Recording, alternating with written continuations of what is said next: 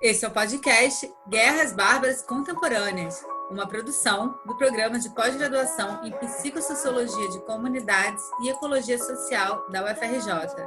Eu sou a Aline Carvalho, prepara uma pipoca, senta e vem conversar com a gente.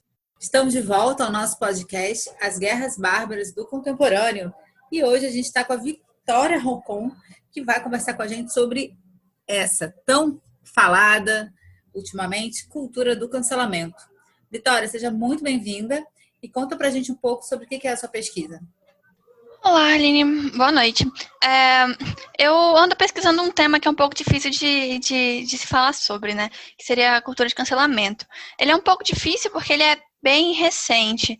Então, assim, é difícil até você traçar o que é uma cultura de cancelamento, né? A gente tem algumas pistas de como ela surgiu, como esse termo cancelamento surgiu e como que isso se tornou mais popular, né? Uma coisa que era muito comum alguns anos atrás, né, com essa popularização da rede social e do smartphone, era uma coisa que foi chamada de online shaming lá fora. A gente não tem o termo em português, mas seria uma tradução basicamente para vergonha online, né? Era uma ferramenta usada, né, que tinha vários intuitos, mas que principalmente era para desmoralizar algo ou alguém, né? Essa ferramenta, ela podia ser usada contra pessoas comuns, né? Eu, você ou qualquer outra pessoa que estiver ouvindo esse podcast, mas também contra empresas ou pessoas famosas no intuito de se regular algumas coisas, né? Essa ferramenta ela foi usada, por exemplo, contra o Facebook em 2012, se não me engano, para, por exemplo, escancarar alguns grupos que se falava sobre pedofilia e estupro no Facebook, para se denunciar esse tipo de política, para que o Facebook fizesse algo contra, né?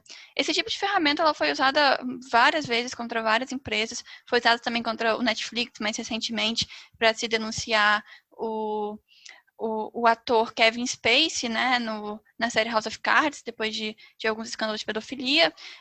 Também no Spotify já passou por isso.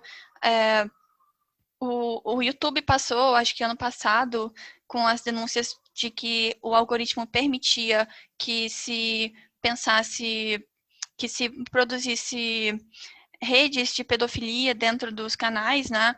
E esse tipo de coisa começou a ser comum, né, para se denunciar certos comportamentos de grandes empresas e dessas pessoas famosas. Essa política também era bastante comum com pessoas que eram usuários de redes sociais. E isso causava certo problema, porque essas pessoas não estavam preparadas para receber esse respaldo de pessoas e de comunidades outras que não conheciam, né, não tinham perfis online, e elas acabavam tendo seu nome numa grande mídia, tendo uma repercussão muito grande de spams e tudo mais. Então a gente pode delimitar assim que a cultura de cancelamento ela começou daí, desse movimento muito grande de se levar ao escárnio público nas redes sociais pessoas, empresas ou coisas visando, seja lá justiça ou o próprio deletar a publicação e tudo mais, né?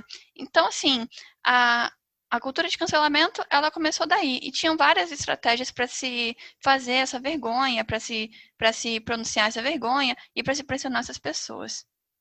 Muito interessante. Esse realmente é um assunto que está bastante em voga nesse momento, né? Que eu fiquei com vontade de te perguntar em que medida você vê que isso seria uma guerra bárbara do contemporâneo, né? Nesse caso, teriam os civilizados versus os bárbaros? Como que você vê isso? É muito curiosa essa pergunta, porque quando a gente pensa em guerra, a gente pensa em violência e exclusão de direitos, né? E quando você fala de cultura de cancelamento, de ataques virtuais e dessas ferramentas, você fala principalmente de invasão de privacidade e de também a negação de direito de julgamento justo, né? De direito, onde você tem o direito de defesa. Então, assim, a cultura de cancelamento, ela é por si só uma grande negação de direitos, né? Ela não te dá direito de defesa, não te dá direito à privacidade, você não tem direito, você não consegue não criar provas contra si. Então a gente pode ali dizer que a cultura de cancelamento é um julgamento onde se nega qualquer oportunidade de defesa, né?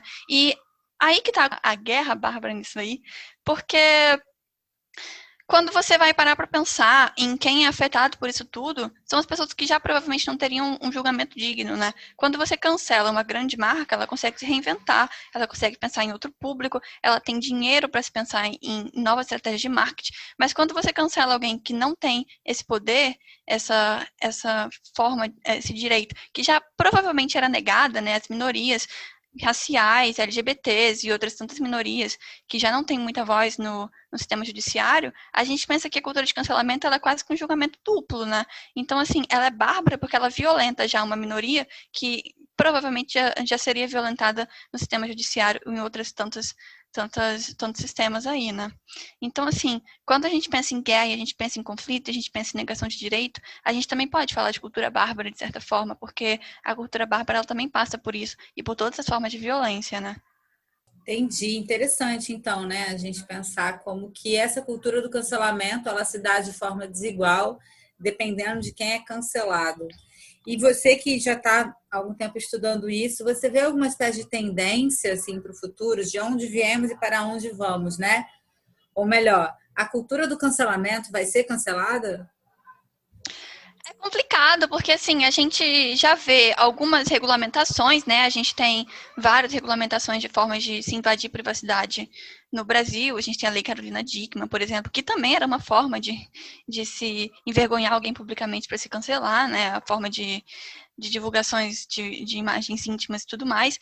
E assim, a gente começa a caminhar por uma regulamentação ali do direito de privacidade online e tudo mais. Só que a internet ela vai crescendo e vai se ramificando de uma forma que o uso ele ele parece perder um pouco o controle, assim, né? Então essa regulamentação ela tá cada vez mais complicada de se fazer, né? Apesar de a gente ter ali um caminho para se regulamentar, as próprias redes sociais, Mark Zuckerberg e outras tantas empresas que trabalham com isso falam que existe a necessidade de se regulamentar isso e existe um perigo para o usuário ao se conectar nessas redes, que ele não tem tanto controle de desencadeamento, a gente não consegue dizer que há uma eu pelo menos não consigo delimitar um futuro ou alguma coisa assim, porque à medida que a gente vai regulamentando, parece que vai nascendo novas formas de se cancelar, ou de se mutar, ou de se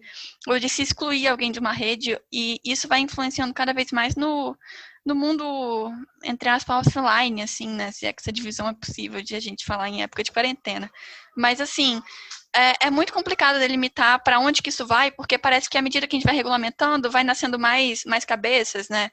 Mais outras formas de se cancelar e de se negar o direito a alguém nessa esfera, né? Então, eu acho que, por enquanto, nesse aspecto que é muito malemolente na internet, é muito difícil a gente falar que isso vai ser cancelado, que essa cultura de cancelamento vai sofrer algum tipo de cancelamento, ou que parece estar sendo sofrendo esse tipo de cancelamento. E a gente pode dizer que ela virou quase que uma piada, né, hoje em dia na internet. A gente tem um bocado de meme, um bocado de publicação que cancela a cultura de cancelamento de certa forma e que faz piada e que fala que isso não dá certo e tudo mais. Mas é aquela coisa, não dá certo para quem, né? A gente pode não conseguir cancelar o próprio Facebook ou o próprio YouTube, mas algumas pessoas são muito prejudicadas com isso. Então essa piada custa vida, custa direito até certo ponto, né? É verdade. Muito obrigada, Vitória. E olha, gente, então que justiça seja feita. Já estamos no quinto episódio. Eu acredito que a essa altura já temos alguns milhões aí de ouvintes. Então, Vitória, conta pra gente que cancelado você recomenda, né? Que pessoa que teve aí seu direito à expressão cancelado que você tá aí, sugere para nossa grande audiência. Complicado, assim, eu acho que tem muita gente cancelada aí que a gente pode pensar que a gente pode questionar, a gente pode consumir, né? Mas uma pessoa que eu li muito, que eu ouvi muito para fazer esse trabalho também, que fala bastante sobre esse assunto, é uma youtuber chamada Natalie Wynn, que é a youtuber do canal ContraPoints, né? Que é uma mulher transexual que fez um vídeo chamado Opulência. Ela foi cancelada por trazer à tona a voz de um ator pornográfico, um homem transexual, ator pornográfico, Buck Angel, que é casado com a Lily, que é a diretora de Matrix.